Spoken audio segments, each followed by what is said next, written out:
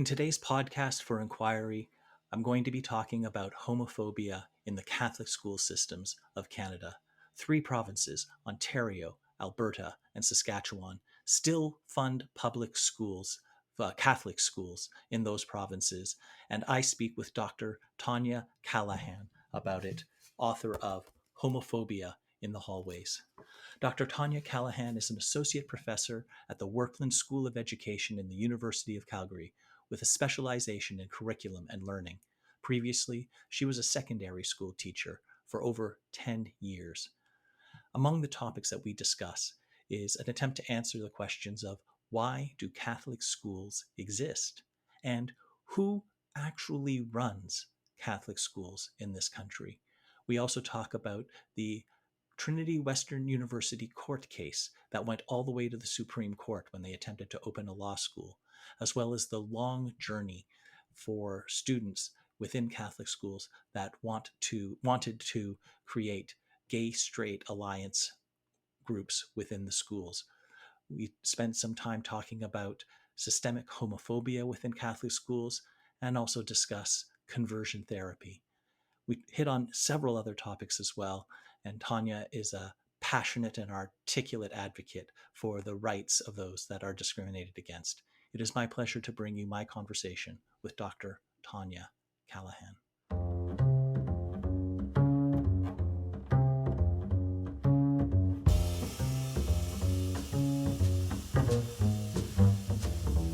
Welcome to the Podcast for Inquiry, brought to you by the Centre for Inquiry Canada, a national educational charity supporting your community for reason, compassion, and secular humanist values. You have answers, we have questions. I'm your host, Leslie Rosenblood, board member and secular chair for CFIC. Welcome.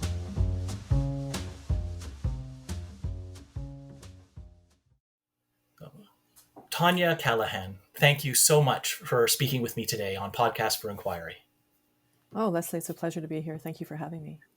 So you're here today because I've got your book here called Homophobia in the Hallways.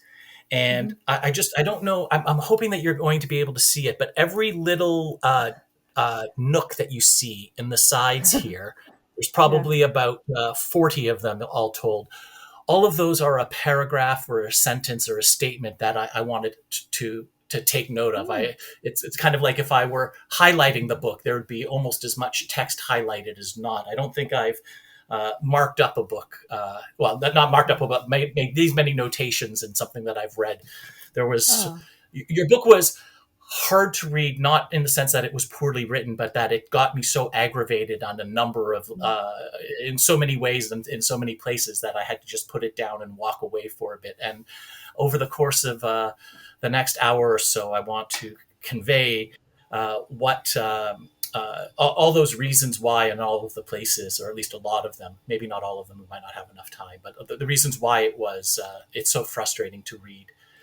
Well, thank you for showing me that. I really appreciate when people engage deeply with my work, and lots of students have talked to me about this book, but no one has showed me this side of the book, showing me how much they noted things down or folded pages over. So thanks for showing me that. I appreciate that. So your book is called Homophobia in the Hallways, and I promise that we will get to that. But let's take a step back. And before we talk about what is happening in the Catholic schools in Canada, can you tell me and our listeners why Catholic schools exist at all? Currently in 3 provinces, or publicly funded Catholic schools, currently in 3 provinces, but historically Protestant schools in Quebec and Catholic schools also in Newfoundland and Labrador. Why do they exist in the first place? Well, I'm not a historian, so I'm not going to be able to tell this in the way that a historian would, but I do know the reasons, which is simply with the colonization of Turtle Island by England and France was a tumultuous time, and I guess you could broadly say that England had predominantly Protestant followers and France had predominantly Catholic followers. And then there was that big fight about who would be the victor of Canada, who would be the winner. So obviously we know it was England. And so they're the predominant culture that colonized Canada. And so they were the ones in control of schooling. And so the minority group, which was the Catholics, were upset about that because they didn't want to send their children to Protestant run schools. So they made sure to have a clause in the Constitution, the Section 93, the separate schools detail there. And so it's not specific to Catholics, it's specific to a minority group. So it could be a situation where Protestants are minority, so they should have their separate school so they can send their children to Protestant schools. This is, we're talking about in the 18th or 19th century. So that particular clause in the Constitution is just to protect a minority group to make sure that they can have a separate school system to send their children to. And that's why we have this particular, I suppose, focus on Catholic schools in Canada. And of course, the United Nations has admonished Canada on more than one occasion for unfairly funding, fully 100% funding Catholic schools while not publicly funding other faith-based schools. So United Nations has said to Canada, like, this is not fair.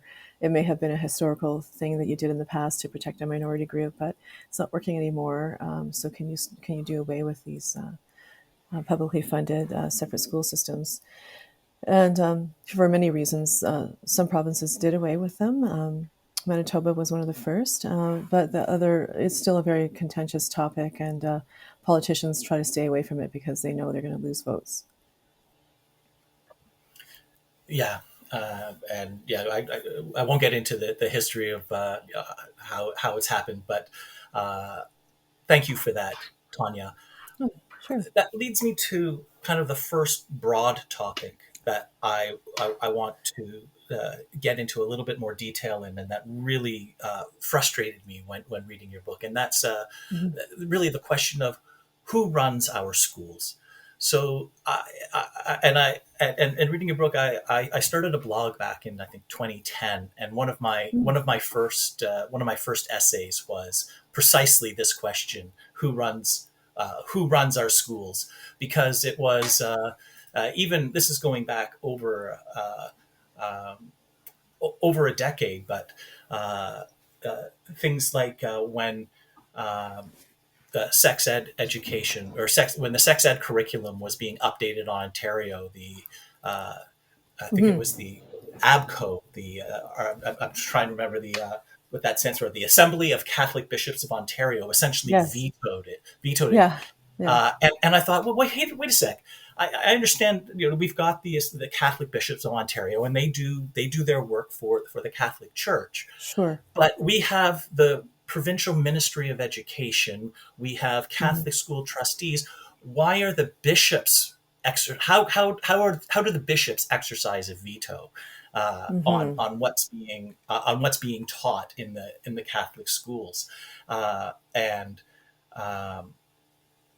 and similarly with anti-discriminatory policies, and it was basically saying that the Halton Catholic District School Board, and again this is back in 2010, Mhm. refused to have anything about gender discrimination or sexual minority Yeah. discrimination. Like they wouldn't forbid that in any of their policies. And the Mhm. justification that the spokesperson, the chairwoman of the board at the time, said they would not do anything against the magisterial of the Catholic Church, which basically means that the Vatican essentially um, trumps things. Things have not gotten better since then. So I'm going to Mhm. just put it to you. This is a question that I want to know: like, who runs the Catholic schools in Canada? That is a beautiful question and a challenging one to answer. So those examples you just gave of the involvement of Ontario Catholic bishops in vetoing any advancement and progression in human sexuality curriculum comes from a long-standing tradition of Catholics controlling education, and this can go back to the Middle Ages with the establishment of monasteries and writing and monks doing that. So we have to give a nod to the Catholic Church and its involvement in education since the beginning of time, since the beginning of the masses being able to read and write and so on and so forth. So there's just this long-standing tradition that Catholics have had a lot to say and a lot to do to establish schools. And so I think they're standing on tradition a lot, and a lot of lay people may not necessarily know the intricacies of public education, and so they just sort of nod to the power of the church and say, okay, well, I guess the bishops have a right to say those things, and so let's make sure that we respect their freedom of expression and freedom of their expressing their faith. So that's one piece, but the nitty gritty comes down to like who are the school boards accountable to? So they are accountable to elected trustees in a secular school system, a secular system. So trustees are voted in, and they can be from all stripes of people, from all walks of life and such. And they're their school board, and they're the ones that are ensuring that the school we are entrusting these trustees to run the schools according to the laws of the land and the the Ministry of Education in whatever province. So essentially, they're accountable to trustees and not bishops. But you would never know that when it comes to how much power the bishops have over, as you said, vetoing, human sexuality information or respect for gender and sexual diversity in schools. So they still have a lot of power and sway in Catholic schools, and there's different Catholic schools in Canada as well. So the ones that you mentioned, Ontario, Saskatchewan, and Alberta, are publicly funded 100% through taxation. And then there's also private Catholic schools in other parts of Canada, different provinces. But just because they're private schools does not mean they don't receive public monies. They do receive, in some cases, up to as much as 80% of their operating budget comes from taxation. So they're still receiving money from the public purse, but they do collect hefty tuition fees from parents to send their children to those schools. So the schools are legally accountable to elected trustees. So, all right. So, I want to delve into this a little bit more, and I'm going to quote a couple different things from your book because Okay. there's a little bit of a contradiction or a seeming contradiction that maybe you can help me resolve. So, in the introduction, you write that religious bodies do not have a constitutional or legal interest in separate schools. So that's the Catholic schools in Ontario, Mhm. Alberta, and Saskatchewan. Okay, that's a pretty clear statement.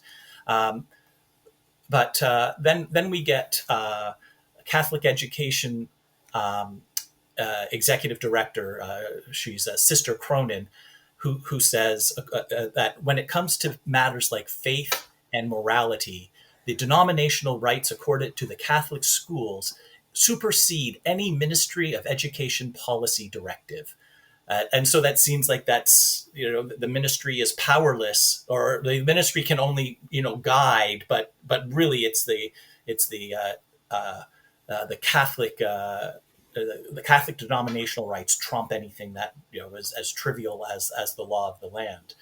Um, and and you also write about a little known arrangement between the provincial Ministry of Education and the Catholic school system that allows Catholic educators to revamp and reconstruct provincial curricula on matters of morality and sexuality so that these topics can be taught in Catholic schools through a Catholic faith perspective. Mhm. So is this a matter of, well, maybe not legally? So the one other thing is that the bishops informed the Catholic schools throughout Ontario that Amnesty International was at odds with the Vatican on the topic of abortion and Mhm. therefore could no longer operate in Catholic schools. So, I mean, Amnesty International, its core mandate is the protection of human rights.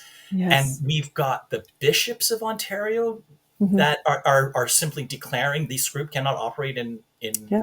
in schools. And so do they have that power, or are they simply arrogating it upon themselves to make these proclamations and hoping no one contradicts them?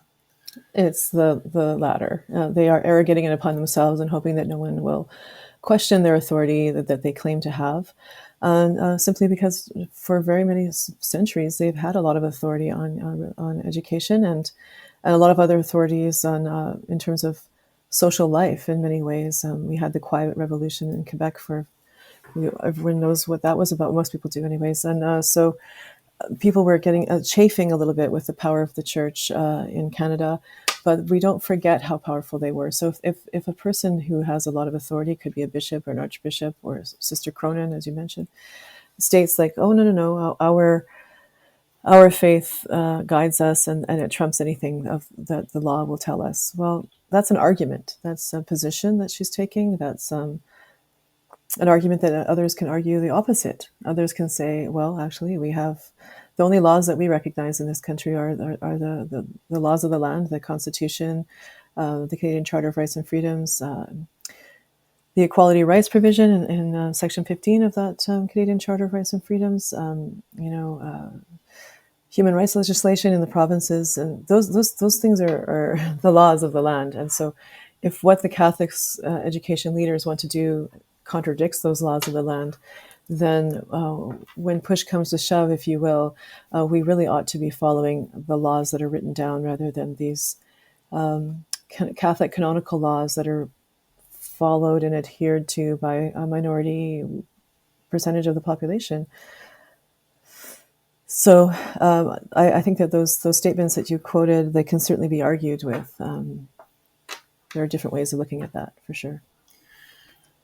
And why do you? I mean, there's been a lot that when I read the statements, it seemed like a contradiction to me, because when the bishops say this won't happen in our schools, it tends not to happen. Like it actually does carry Yeah, it weight.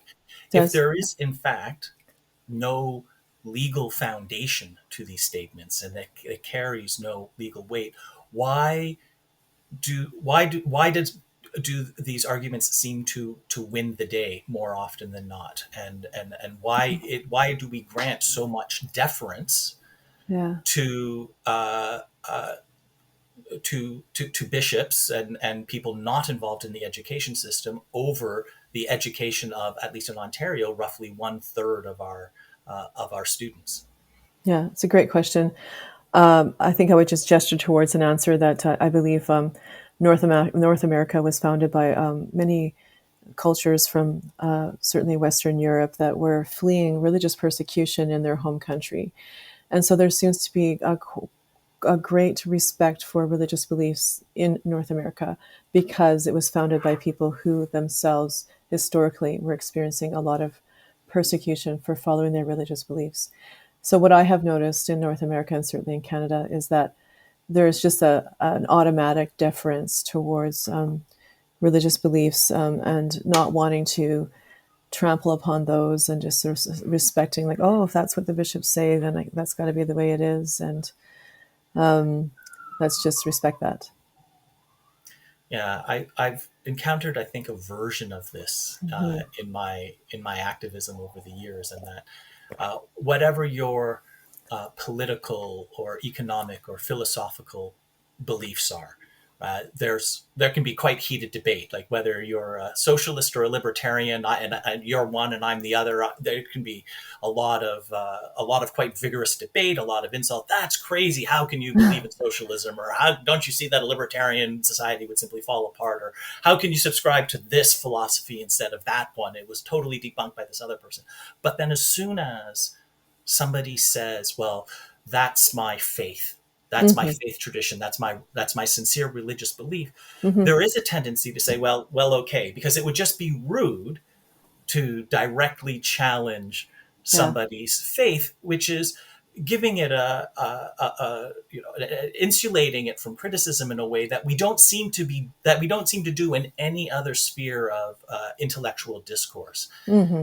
And that's something that I would like to change, not because I want to call people who adhere to a different faith or to any faith dumb, but I want to engage vigorously with those ideas. And just because someone says that, well, that's my belief, that's Mm-hmm. my religion, well, that's fine, and you're entitled to that. But that doesn't insulate you from criticism, and it doesn't protect you from Yeah. from someone calling you out on engaging in activities Yeah. that you shouldn't. Well said. And It's such a timely observation of yours, Leslie, because what is happening in North America, most certainly in the United States right now, is refusal of certain. Also in Canada, we saw this recently in York, Catholic schools not wanting to fly the Pride flag. This is Pride Month, June, in many parts of the Western world. Uh, for long, there's a lot of reasons why it's in June. I can tell you that later, but there's a need to fly the pride flag during June, and schools try to do that as a way of showing solidarity with gender and sexual minority groups within those schools, whether they be students or teachers. And then there are those who say, no, the pride flag is a political symbol. I don't want you to fly that flag. That flag flies in the face of my religious beliefs, and it offends my religious beliefs and my religious sensibilities, is what these people will say. And it's actually false, because flying a flag is not causing anyone to not be able to practice their religious beliefs. They can practice their religious beliefs anywhere they wish. At home, at school, there's prayer rooms, there's chapels, there's opportunities for people to practice their faith. When you're flying a pride flag, what you're doing is showing that you respect the fact that there are minority groups in this country that experience unfair discrimination and oppression, and that we would like to do away with that and somehow stop that. And when you show solidarity to this group and show at least acknowledgement that these people exist, that gender and sexual minority people are here amongst us in our midst, it's not a fad. It's not trans people are not uh, putting something on or joking around. Trans people have been with us since humanity itself, so this is not something new. Being gay is not something new. So this is, showing a solidarity towards a group that's already, you know, misunderstood, maligned, and mistreated in school systems. yeah, and I long wondered, about 15 years ago, when Canada was considering equal marriage and was debating whether it should legalize same sex marriages, Hmm. and uh, really the only arguments against it that I heard were religious in nature. It violates my faith, and I Yeah. remember talking with a number of my friends who were against it at the time, and Hmm. surveys were pretty much even, like 47 53 or 48 Yeah. 52, and they kind of went like this over the course of the debate. But Canada was pretty much split in its opinions. And I said, hey, like, how do two women getting married or two men getting married violate your religion? Like, if you're against same Hmm. sex marriage because of your faith, that's fine. No one is going to compel you Yeah. to marry someone of the same sex. Similarly, with abortion, like if it's against your faith and you Yeah. and you are pregnant and you don't Yeah. want to be, like, that is your choice to carry the baby to term or not. How is it's against my religion give someone the power? How do they translate that from this violates my faith to therefore you can't do it? And So I've never quite understood that. And I'm yeah. wondering if in your research, if you have found an argument that bridges that gap. No, no one can answer that one because it's illogical. Like it just makes absolutely no sense to say that the existence of this group of people, this minority, sexual minority or gender minority group, somehow violates my religious freedoms and my ability to practice my religious beliefs. It's false. That's not true. The fact that people exist doesn't cause you to not be able to practice your faith. All these arguments about, it's a violation of your religious beliefs, so they just don't make sense. And so it's illogical. We have Section 2 of the Canadian Charter, which is about religious freedoms, but it's also about conscience rights, right? So there are people who Yes. could say, like, it's against my conscience to take part in violence or to be, conscripted into the military and take part in that war over there. And so we can have conscientious objectors to a war, right? But what a lot of people forget about that detail in Section 2. They just think about it as, oh, it's the freedom to practice my faith and to the freedom to be be tyrannical with my faith and to be the tyranny of the majority over others. And it just speaks a lot to those people who want to oppress a minority group. Like it says a lot about a culture when they don't do what's necessary to protect minority groups and those who are weaker amongst them. It says a lot. About 5 years ago, in 2018, which is the same year in which your book was published, Hmm. the Supreme Court ruled on a case involving Trinity Western University, and uh, uh, I I was involved through a different organization with taking that case all the way to the Supreme Court, Wonderful. and but there's two things that I want to mention about it, and that we can get into the case itself if you want to, but I want to mention two things from the ruling. One is that the one of the justices actually quoted our submission, which was highly flattering, and said that the Section 2, the freedom of religion Hmm. clause, freedom of conscience clause, is Hmm. intended as a shield to protect people from discrimination and persecution, Yeah, and cannot be interpreted and cannot be used as a sword to deprive others of their rights or to that's right. discriminate or persecute them. And to Hmm. see, and that was an argument that we made, and to see that quoted was wonderful. That Beautiful. it was in one of the concurring judgments. Thank you uh, for doing that. That work is so important. I and appreciate that. but the second thing, and I think that perhaps is a little bit more directly tied to what you were just saying, Hmm. is that for the first time in the majority ruling, the Supreme Court explicitly laid out that freedom of religion, while very important and fundamental Hmm. and crucial to the Charter, also includes freedom from religion, and that Yeah, was spelled out in the ruling itself. So, yeah, to saying that, so it's the old expression: your freedom to swing your fist stops at the bridge of my nose. yeah, And so you're entitled to your faith, and you can have, absolutely. but you are not entitled in any way to impose it on others That's right. who are unwilling. Hmm. Uh, and so that kind of leads me to what I think is the main thesis of your book, Hmm. which is the systemic homophobia Hmm. in Catholic schools Hmm. in Canada.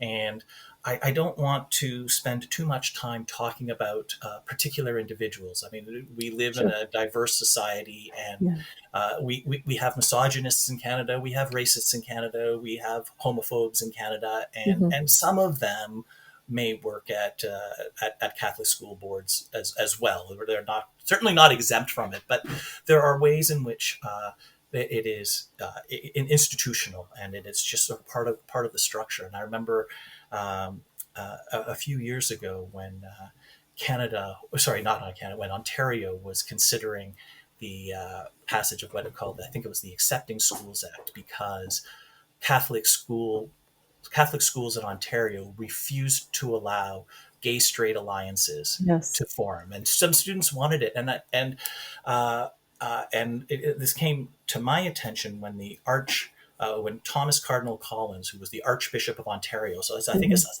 high, like the highest ranking Catholic in the province, Yeah. penned an absolutely horrid letter Yes. condemning the legislation. And okay, that's fine. If you don't like legislation, you can write a letter. It's not that he condemned the Accepting Schools Act, but the arguments that he used in that letter were misleading and dishonest, and and they essentially promised a mutiny of against this legislation, and ultimately, hoping, I think, that Ontario would back down and not pass it, and Mm. ultimately Yeah. it did pass. So, um, can you talk about the journey of gay straight alliances in Catholic schools in Canada, and where we are today? Because it's now been 5 years since you published your book, so feel free to go beyond what's in the book and talk a little bit about where we are today with that. Sure. Well, a gay straight alliance, for anyone who's listening who doesn't know what that is, it's meant to be an in-school support group, if you will, for gender and sexually diverse individuals and their allies. So that's why it's called Gay and Straight Alliance. It's also referred to by other names like Gender and Sexuality Alliance. But Catholic education leaders have been, very much opposed to the establishment of these GSAs in their schools because they saw it as very dangerous to their philosophy and worldview, in the sense that they thought it was a political group where it's going to embolden and enable students to rile up against the powers that be in the school system related to their decisions about their policy and curricular decisions regarding gender and sexual minority groups. They thought that that was going to be a risk. They also thought it was like affirming what they call a lifestyle, which is not a kind way to refer to a minority group. This is not the word to use. I am not a lifestyle. Rock climbing is a lifestyle. This is a person's identity that for many people is something that they were born with and is immutable for some, and others it's a little bit more changeable, but nevertheless, they thought it was supporting this, and so encouraging young people to turn gay. And that's what a lot of people seem to be afraid of these days with drag story time, for example. They think somehow when young children looking at a drag queen reading, like a person who's dressed up in a very fabulous outfit reading a children's book, is somehow going to turn those children gay. Like, I can't turn you gay any more than you can turn me straight. So this is not a concern that people should be having. But this was the concern that the Catholic education leaders did have when it came to gay-straight alliances. So their answer was always a resounding no, like a big-time no to any child that came to them saying they'd like to have a gay-straight alliance in their school. Then they had to relent at times if the child had some powerful backers behind them, notably their parents or other people who care about human rights, trying to enable or help that person get the gay straight alliance started in the school. So they had to relent and say things like, well, you can have a gay straight alliance, but just not in the school. Like, how about you have it in the library down the block? So that's not a bona fide gay straight alliance. That's a false compromise. A gay straight alliance is supposed to be happening in the school, and it's supposed to be student led, with, of course, a teacher volunteer there, which is often the case with many student groups. Like at the chess club, for example, will have like a teacher that's there to monitor the group and help organize it, but they don't have to be so involved in the chess club in the same way that they require the teachers today to be involved in gay straight alliances. So they tried all kinds of things to say no, first of all, and then like a watered down version of a gay straight alliance.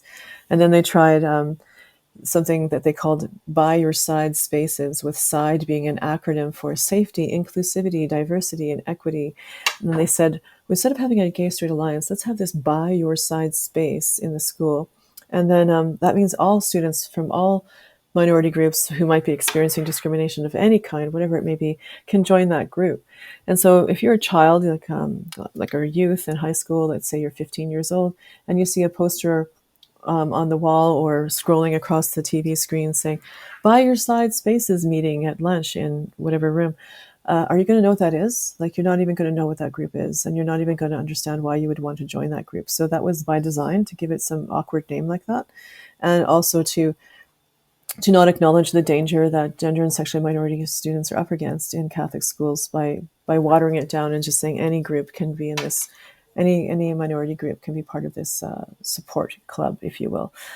So they tried everything under the sun to avoid having a gay straight alliance, and that's why the Accepting School Act had to really state that if a child asks for this gay straight alliance, you must allow it, and you must allow the child to call this a gay straight alliance, because Catholic education leaders were very much opposed to even the use of the word gay, because they found it to be too affirming.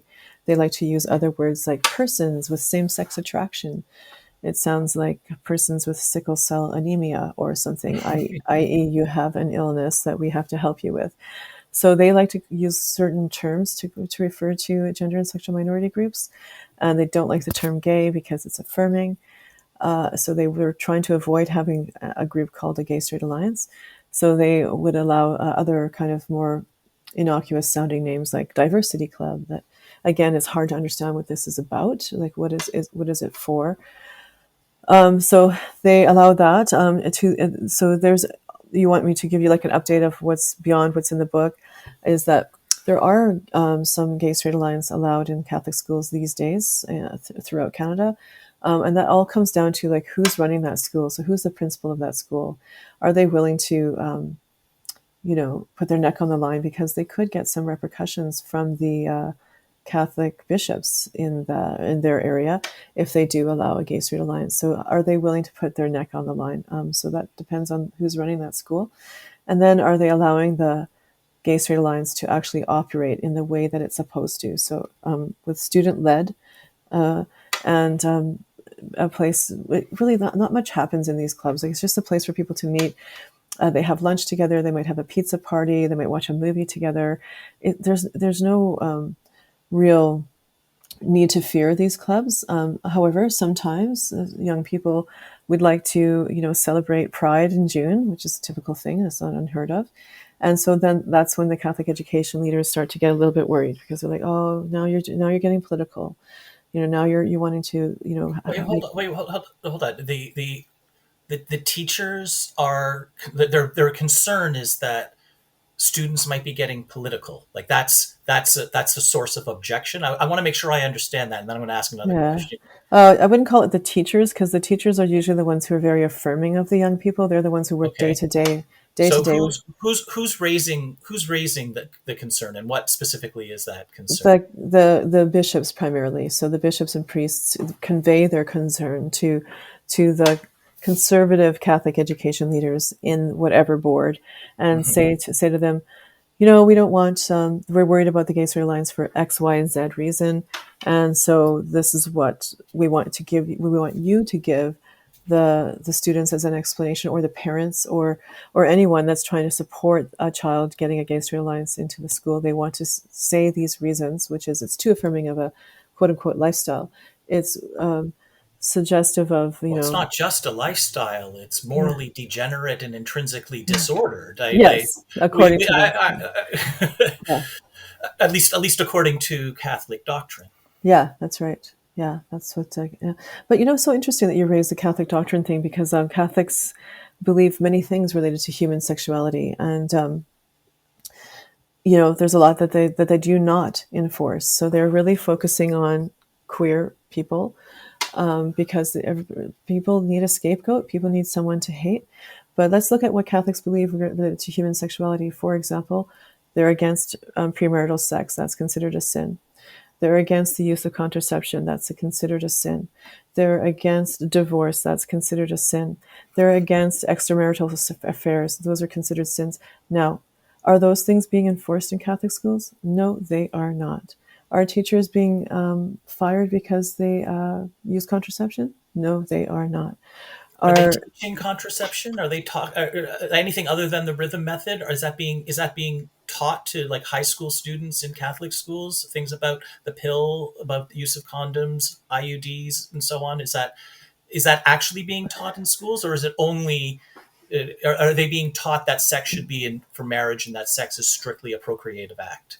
the latter? They're taught procreation. They're taught abstinence.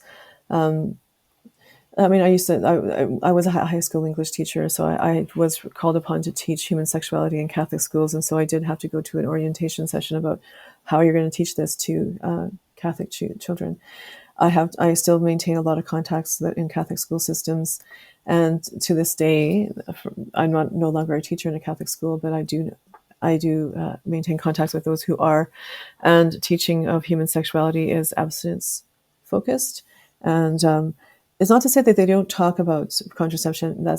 They're not trying to talk about it overtly, but if a child brings it up in the classroom, then they have to moderate that discussion. So they might say, well, there are contraceptions out there, but Okay, according to the so so Catholic the, doctrine, this is how we believe.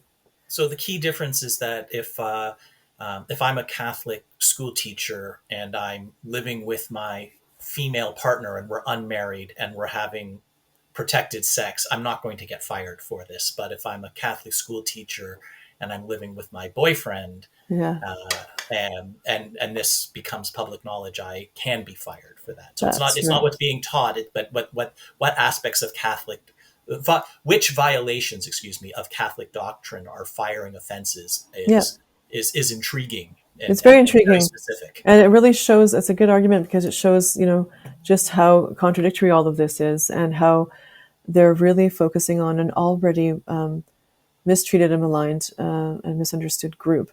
And they're continuing to further, visit pain and discrimination on that group by, saying to them, like, you're contrary to Catholicity, so we're going to, follow you and see how you live. And, If you're married to, if you're gay, if you're a man and you're living with another man, we're going to see if that's a gay relationship. We're going to see if you're trying to raise a child in that relationship, and then they're going to hound you and find ways to show you that you're living contrary to Catholicity. One of the things that I noted, both in terms of just my own reading and in selected quotations from your book, is how much how much they emphasize, and by they I mean the Catholic school boards in their official publications, how much they emphasize that every student is special. Every student must be felt welcome. Yeah. We must extend pastoral care Hmm. and compassion to each and every student. And there was one paragraph that you wrote that highlighted the contrast very sharply, and it is not sound or acceptable practice. The authors of One Catechism write, for Catholic schools to teach that certain behavior is contrary to that certain behavior is contrary to Catholic teaching, but then take no action when it is exhibited openly in a school context.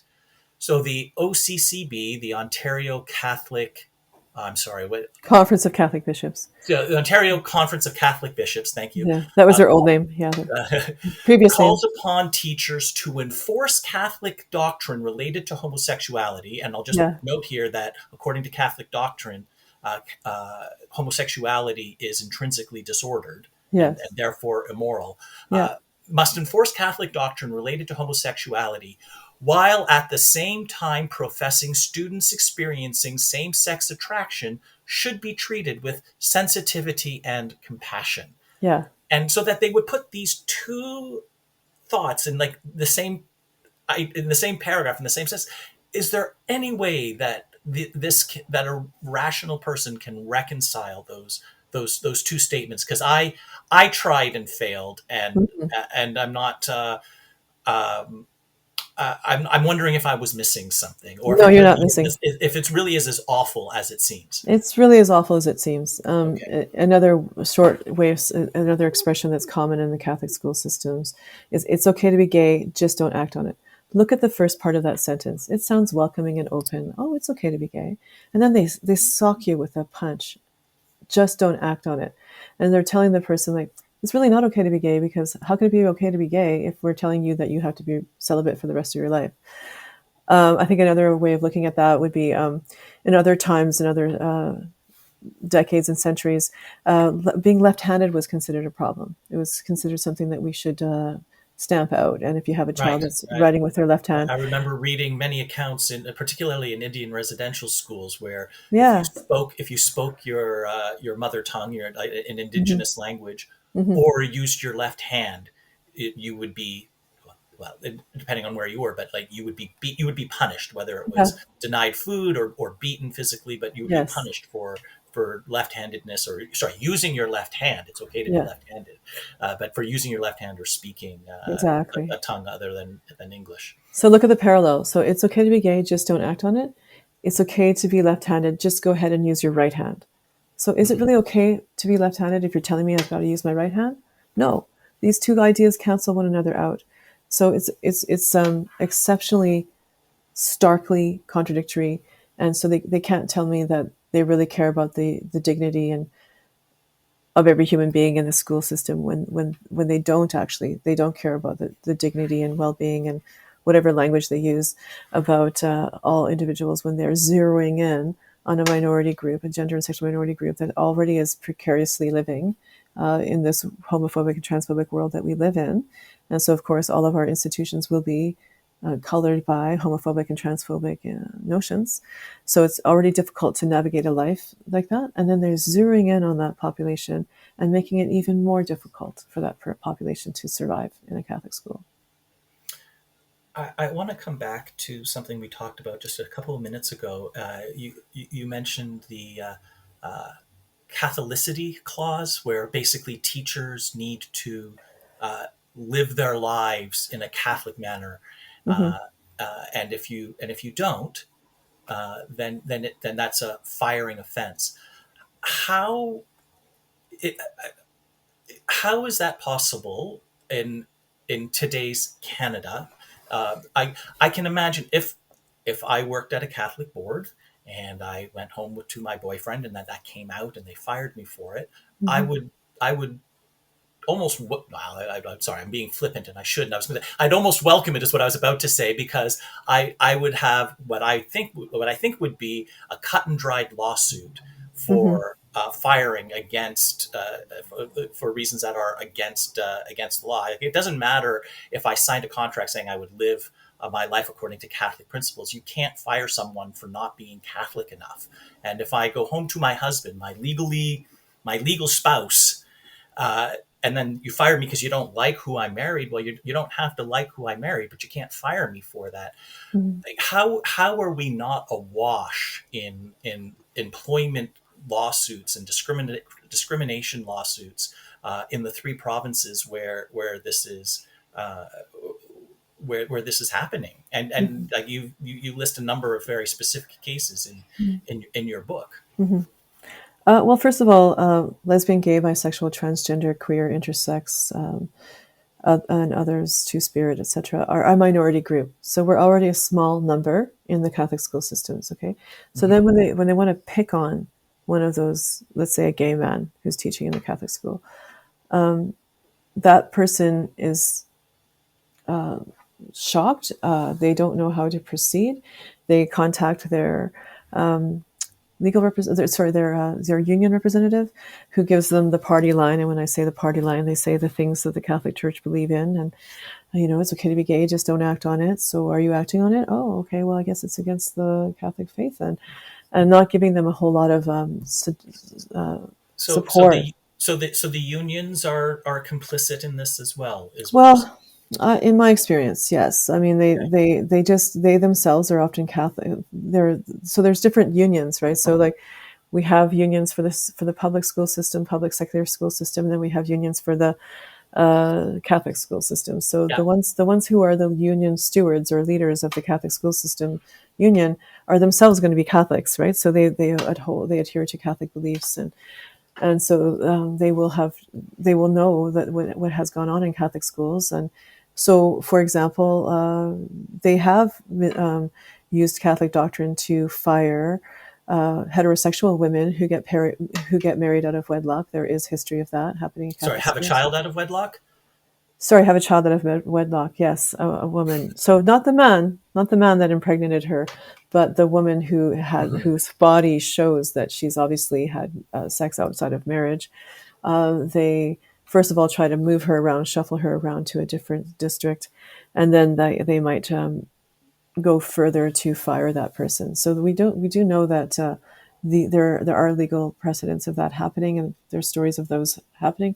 The people who are running the unions are aware of that, and so they just sort of say, well, you're up against this is going to be a difficult legal battle. We don't know if you would win this one, and that teacher that's being Is hounded. that true? Like, this will be a difficult legal battle. I am not a lawyer. I am not an expert, but everything that I think I know makes it seem like it would be an open and shut discrimination case. Is this would it actually be a difficult battle, or is this just something that they're saying to try and discourage a person to taking the Catholic school board to court?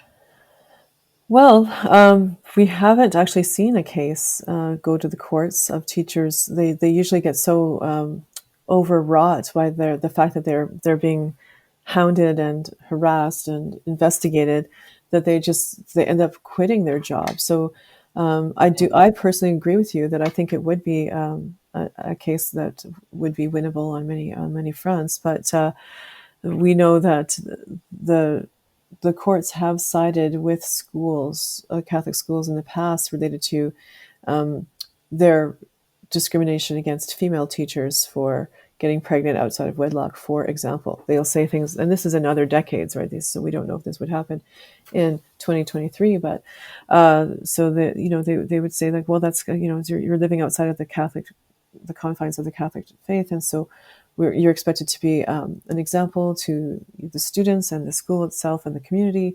And when you do this, you're not being an example. So maybe it's fair for the school board to let you go because they want to make sure they have, stalwart people in front of students.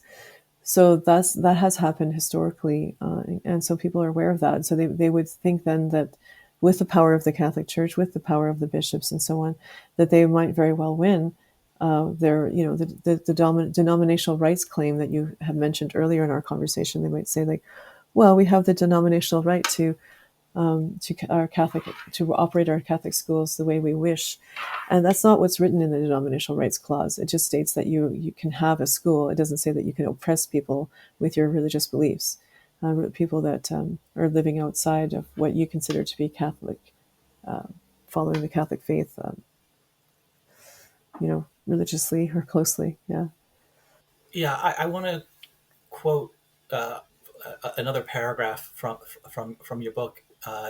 You write that members of religious groups who oppose homosexual behavior on moral grounds have objected to the term homophobia because it suggests their opposition is fear-based rather than legitimately tied to sacred texts and grounded in what many religious people regard as socially accepted prejudice. I have many thoughts on that paragraph, but since you Yeah. wrote it, I'll hold back and say, uh, do you have any comments on when religious members of religious groups object to being called homophobes or being accused of homophobia? Well, I mean, no one likes to be called a racist or a sexist or homophobic or anything. So they see it, they take an objection to it, and they think that what they're doing is righteous.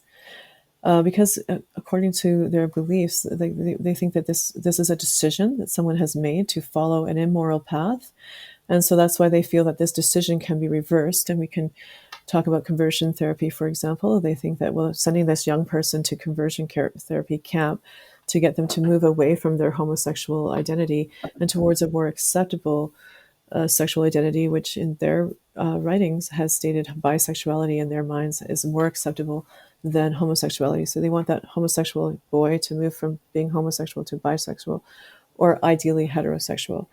So they take offense to being called homophobic because they believe that this is they're doing the right thing to move you away from a reprehensible lifestyle. You have made a bad choice. You have made an immoral choice, and we need to show you the right path. And So we see it these arguments.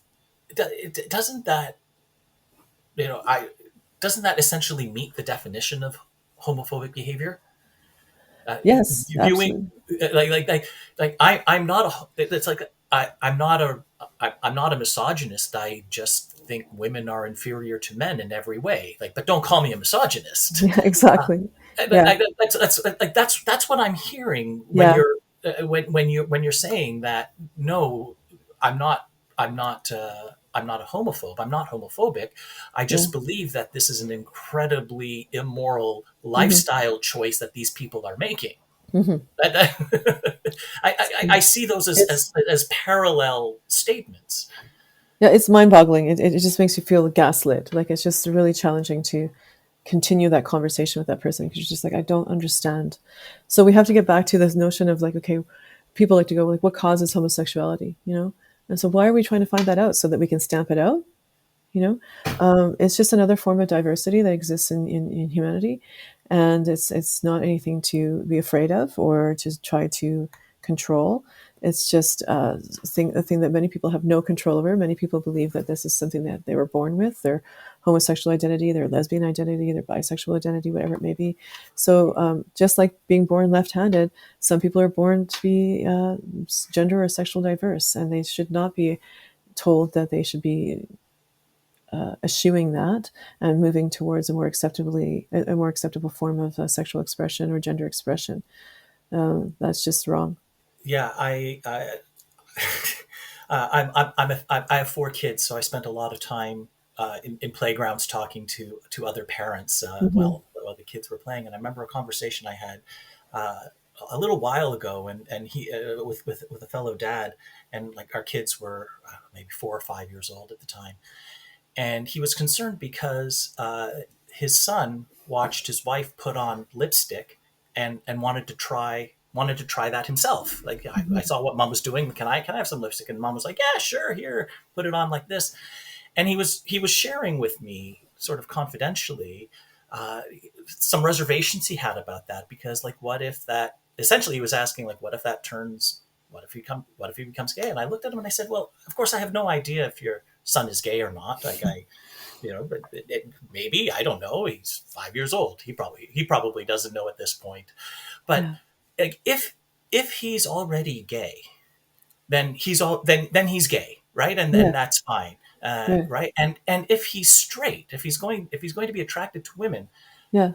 putting on makeup, putting on lipstick with mom Mm-hmm. is not going to turn him gay. Mm-hmm. It'll just be something that he did with mom because he saw mom do it, and Yeah. he just was mirroring her. And Yeah. he thought about that, and I said, like, would it be a big problem if he was gay? And he thought about that. He's like, no, not really. So I said, let him let him put on makeup with mom. It's a bonding experience between the two of them. Like, you're going to get to the Yeah. point where your kids wanting to do anything with you is going to disappear.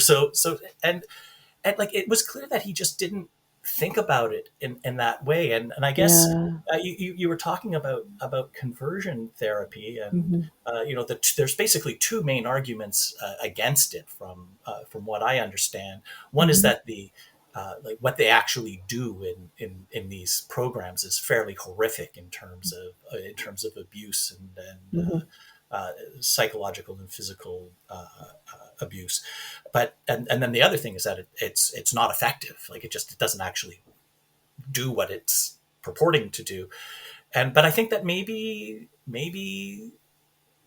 the religious believe that it does work, which is why drag queens and the existence of a gay straight alliance in a school is something that they fight so much against, because they actually believe that if they see someone in drag, or if they see somebody say that it's okay to be gay, that it actually will turn straight people gay. And maybe that's what's going on in their heads.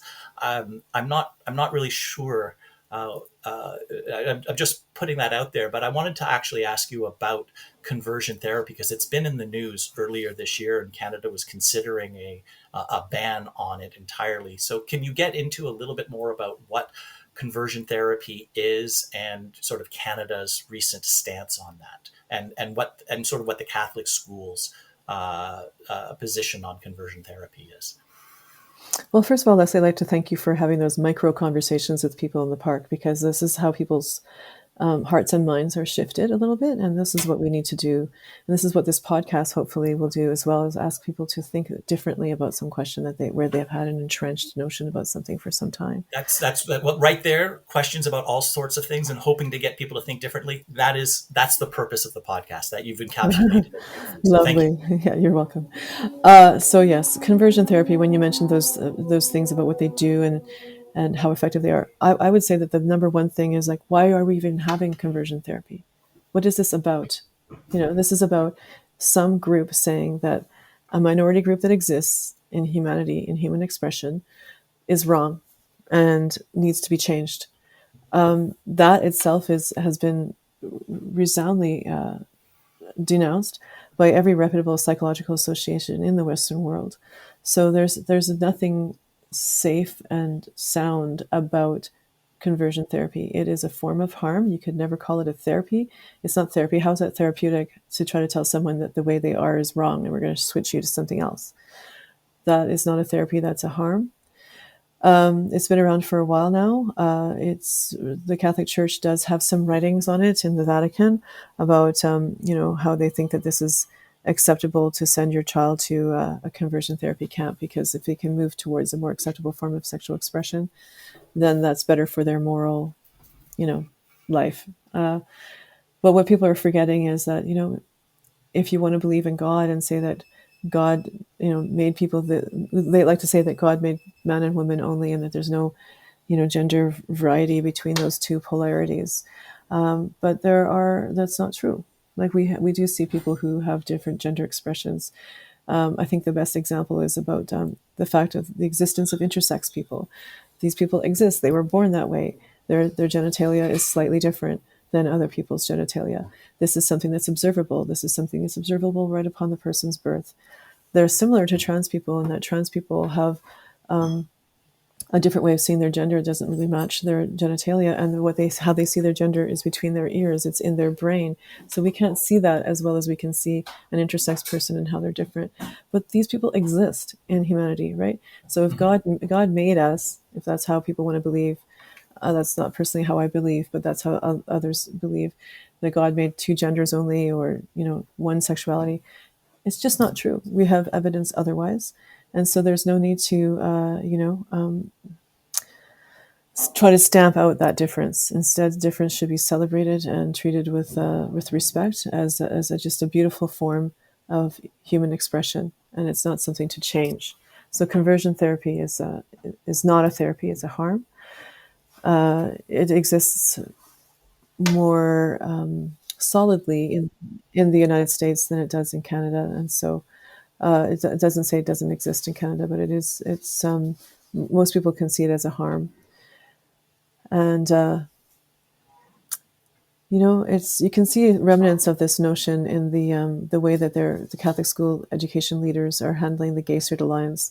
They would like a priest to be present, or a pastor, or the school chaplain to be present when students are meeting for these Gay Straight Alliance meetings, or whatever So they there may. needs to be like a religious figure there, Religious figure, not yeah, just an educational, not just a yeah. teacher. Yeah, and that's by design, right? They're trying to suggest to the young person that it's not okay to be who you are.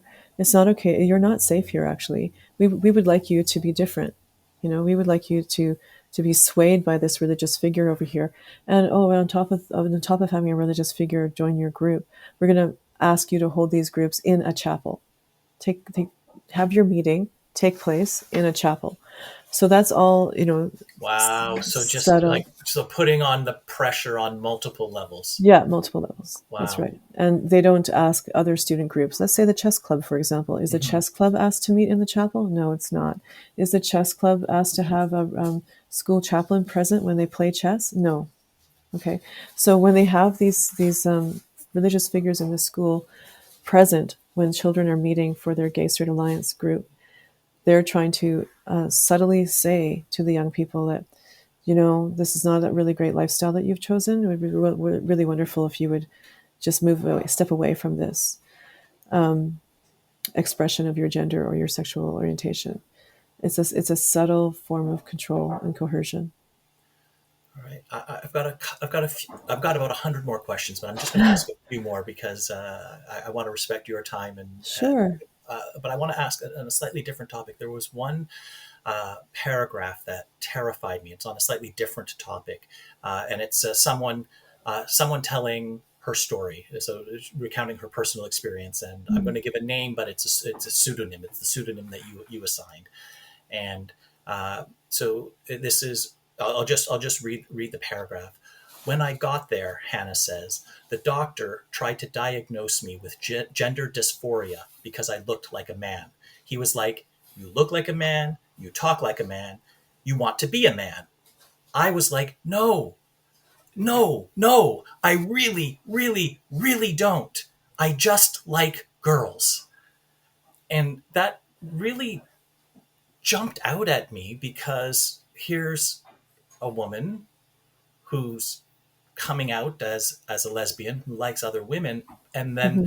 her doctor's first reaction was, well, if you like other women and you don't look very feminine to me in your mannerisms, Hmm. then you must want to be male. And here, I'm just going to help you transition. I was like, well, that wasn't what she asked for. And I thought, is this another area that, like, is this common, or is this something that was just has happened like just this once? Because that really that frightened me in a whole different dimension than the rest of your book. Hmm. Well, it's hard to comment on how common that is, but it's certainly a position that many communist governments took. I used to live in a former Eastern Bloc country for a little bit, and I had friends with lesbians there who warned one another against ever saying to any authority figure, certainly not a doctor, do not tell your doctor about your sexual orientation, because they will do exactly that. They will say, oh, well, if you're kind of mannish presenting, you're a woman, you're a lesbian, and you're presenting in a more masculine manner, then it must be that you're just a man trapped in a woman's body, so we will try to help you transition into being male. So that's, they try to give you drug therapy and all sorts of things to they misunderstand the individual. They don't understand that it's okay to just be a lesbian in this world, and you don't. It doesn't mean that you're. So, You despite all the hatred and prejudice against trans people, which is quite real, it's better to be trans than gay, or better to be trans than a lesbian or a homosexual is sort of the mindset here. it seems to be. It's just, it's sort of like they see them as trapped. You must be trapped. If you're attracted to women, then you must be masculine. So, but they don't think about the other woman that they're attracted to. Maybe there's a woman who isn't presenting in a masculine manner. There are many lesbians who don't. Mhm. So, what are they going to do with that person? Are they going to say to that feminine-looking lesbian, "Oh, you're attracted to women, but you look like a feminine woman, so therefore you must be a man"? Like, they're not. It just makes absolutely no sense. It's completely illogical. These ideas do exist, and lesbians have warned one another in former Eastern Bloc countries to not mention their sexual orientation to their doctor because this might happen. So it's not surprising to me that that young person expressed that experience of what happened to But her this when was this was here in Canada. that was here in Canada. Yeah, and that was, in the 21st century. So yeah, these ideas, these, a lot of people think in very binary ways, like it's man, woman. If you're a man, you're attracted to women, and vice versa. And they just can't understand that there are many ways of expressing yourself, and humanity itself is very diverse on many fronts, and it's not something to stamp out. It's something to celebrate. I want you to draw on your experience as being a teacher in Catholic schools in your current context, and another area in which Catholic doctrine and official school curricula diverge is the origins of humanity, so the theory of evolution. And I'm Mhm. wondering, it's not in your book, but I'm wondering, in practice, is the theory of evolution taught in Catholic schools today? Is it? I know it's officially part of the curriculum, or is it just kind of ignored? Oh, we'll teach biology, but we just won't get to that because even if the teacher just doesn't want to deal with the headaches of a student or a parent or a bishop, uh, giving them a hard time if they learn about humanity's origins evolving from from a common ancestor versus the biblical Catholic story of God's creation in 7 days. Oh, well, interestingly enough, in Catholic schools, they follow the science on this particular question, and Catholic schools do teach evolution. They do. Yeah. Okay. Hmm. Interesting. So they really do pick and choose which Yeah. aspects of Catholic dogma or the Hmm. Catechism that must be upheld, Yeah. and which they're willing to bend on for I don't know, the sake of expediency or scientific Yeah. rigor. Well, it would be really hard to teach science class without evolution, so they just give up on that one. So they don't teach the Adam and Eve story. They teach the evolution. Okay. Well, that's good to know. Well, thank you for at least one note of of good news here. Yeah. So let's assume that, like me, uh, you've managed to convince our listeners that the government really should no longer be funding separate school boards in Ontario, in Alberta, and in Saskatchewan. Uh, and so, if we've managed to change some individuals' minds, that's great. Do you have any advice on what they or we can do next, and based on your studies of these systems in Canada? Well, what's really needed right now is we need all hands on deck. We need all people to step up and stand behind gender and sexually minority groups who are increasingly at risk for violence these days. It's really at its worst that I've ever seen, with violence towards lesbian, gay, bisexual, transgender, queer, intersex, two spirit individuals, and especially trans people. Those and young people, those people are very much at risk. So we need people who maybe don't identify that way, who don't have so much to lose, who don't have, who maybe have the energy to actually say, like, why are we picking on this particular group? I'm going to stand behind this group, and we are going to fly the pride flag. We are going to allow children to celebrate pride in the school and stand up, have your voice heard. Say to the principal, ask them those difficult questions. Why are we not allowing a bona fide, actual, true gay straight alliance to take place in this school? Why are we not allowing a child who wants to be referred to by a new name and the they them pronouns? Why are we not allowing that? Why are we not respecting the basic humanity of this individual? Why, on what grounds do we, why is it that we have to ask for parental consent before we're going to refer to that young person by they them or by another name? Why have we lost sight of children's rights? Canada has signed the International Declaration of Children's Rights. Why have we lost sight of those? Children should have a right to choose their faith. Why are parents forcing children to follow the faith that they follow? If they force their child to attend a Catholic school, that child should attend that school and follow that faith of their own volition. If they're not doing that, that's something else. That's some form of indoctrination. That child should be able to come to the faith on their own.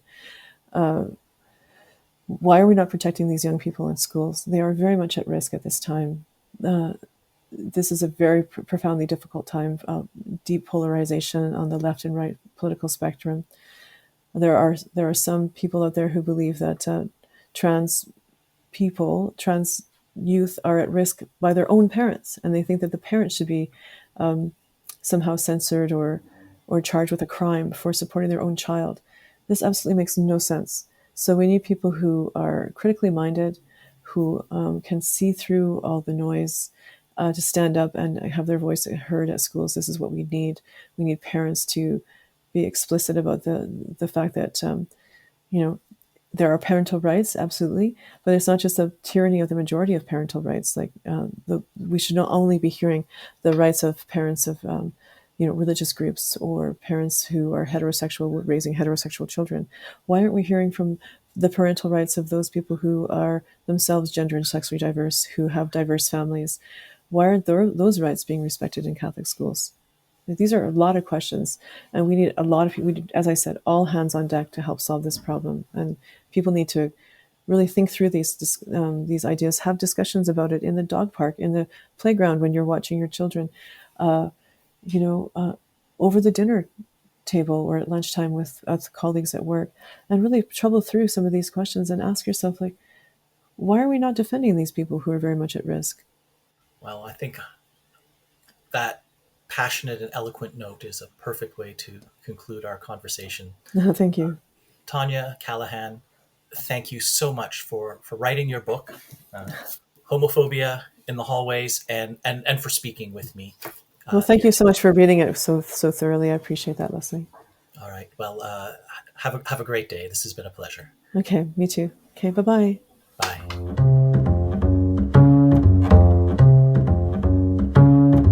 We hope you enjoyed today's episode. Links for today's discussion can be found in the show notes. If you enjoyed today's podcast, please subscribe and engage in the conversation. Comment, rate, and review. Email us at podcast@centerforinquiry.ca. We'd love to hear your perspective. The Podcast for Inquiry is brought to you by the Centre for Inquiry Canada. We are a national educational charity supporting reason, compassion, and secular values. To our supporters, thank you. If you have not yet contributed, please consider making a donation at centerforinquiry.ca/donate or becoming a member at centerforinquiry.ca/join. Your contribution supports our efforts to have rational and evidence-based decision-making everywhere.